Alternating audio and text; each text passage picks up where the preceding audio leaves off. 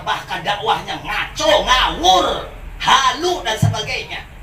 Kita dimabulkan dengan ucapan-ucapan mereka, dengan doktrin-doktrin mereka. Kita para mukibin ini antang ayam justru suruh melawan kita sebagai warga negara asing. Ini kan sudah kebalik-balik sebetulnya. Lantas bagaimana untuk menginsafkan, menyadarkan mereka? Memang ini tidak mudah seperti yang kita harapkan. Karena apa? Kita sadar ratusan tahun kita didoktrin oleh mereka. Bahkan kita sendiri ketika belum adanya tesis keimanan di pondok pesantren kita dulu mondok, tidak ada yang namanya terkait dengan pembahasan nasab, sehingga kita sendiri menganggap bahwa Wali Songo adalah dari Ba'alawi pada waktu itu.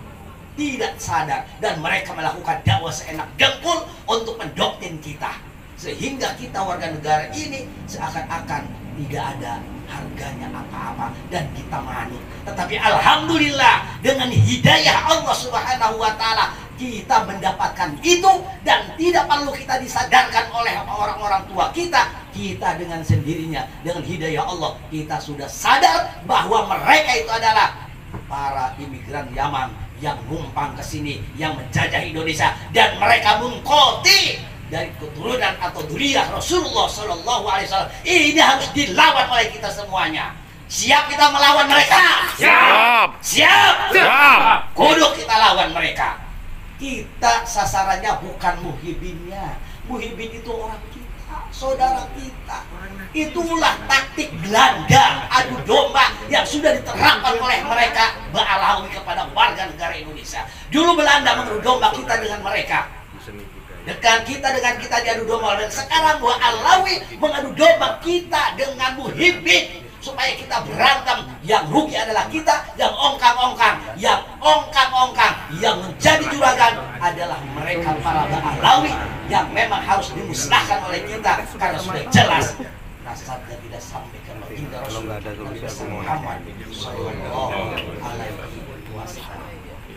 Itu barangkali kita harus maksimalkan PWI LS ini, harus maksimalkan. Jadi kalau saya sih berbicaranya begini, ketika di grup itu kan hanya kita saja berbicara di situ. Sekarang harus kita masif bagaimana Ustadz berbicara kepada majelis taklimnya, kepada jamaahnya, jelaskan bahwa Ba'alawi itu bukan dzurriyyah Rasulullah Shallallahu Alaihi Wasallam. Kita sekarang jangan panggil Habib kepada mereka Ustadz, atau kalau dia nggak bisa ngaji, panggil namanya saja. Ngapain menghargai orang-orang seperti itu? Mereka tidak ada menghargai kepada kita. Sebaliknya kita juga sebagai tuan rumah yang punya otoritas maksimal di negara ini, mereka balas dengan mereka yang melakukan kepada kita. Mereka kepada Kiai Iman gak ada yang memanggil Kiai Iman, si Iman. Kita si Rizik Syihab aja udah, si Bahat Dadamit saja ngomong. Ngapain lagi harus hormat-hormat kepada mereka yang tidak menghargai kita sebagai tuan rumah? Setuju gak begitu? Betul, setuju. Ujuk seperti itu. Gak usah panggil Habib Rizik, Habib Bahat. Gak usah. Si Rizik Syihab apabila disebutnya Imam Unyil atau Imam Imam Jumbo, udah gitu aja. Ngapain dipanggil-panggil hormat-hormat? Dia saja tidak mau menghormati kita sebagai tuan rumah. Kita balikin kepada mereka. Nggak usah dari sekarang panggil Habib, nggak usah. Bila perlu Habib itu kebalik nantinya. Dari mulia sekarang nanti bisa kejungkal dia menjadi orang yang terhina. Amin, amin, amin. Tidak perlu PWI ini, LS ini mereka usir ke negaranya, ke Yaman, yang notabene Yaman adalah negara yang paling miskin di dunia. Biar mereka di sana tidak makan, tidak minum, mereka di sana bisa kelaparan. Jangan sampai seperti di sini enak-enak saja, nggak kerja, nggak apa, jadi juragan, minta uang ke sono, minta kambing ke sana, minta segala macam kepada warga negara kita yang kerja keras. Mereka yang mendapatkan kenikmatannya. Ini luar biasa. Ini harus disudahi oleh PWI LSI. Harus disudahi oleh kita semuanya. Siap menyudahi itu? Siap. Kita harus masih menyampaikan kepada jamaah kita, kepada saudara kita, kepada tetangga kita, bahwa Ba'alawi adalah bukan dzurriyyah Rasul. Mereka adalah penjajah negara kita. Mereka adalah numpang negara kita. Bila perlu usir kita semuanya ke Yaman. Setuju? Setuju. Terima kasih atas perhatiannya. Ya. Saya mohon adu dia. Kita di tengah pemukiman penduduk. Nanti persepsi jadi buruk.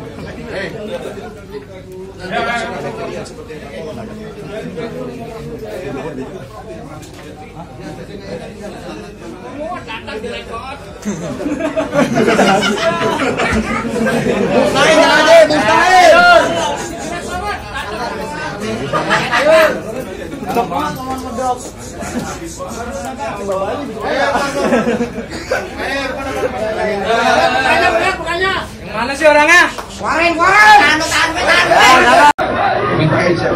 Permasalahan sudah selesai. Saya mewakili para sepuh, banyak jemaah Kiai Rosyid dan teman-teman para kiai yang lainnya. Memang malam ini silaturahim. Dan yang kedua, kita tidak mengemis permohonan maaf. Maaf, terlalu rendah guru kita untuk kita.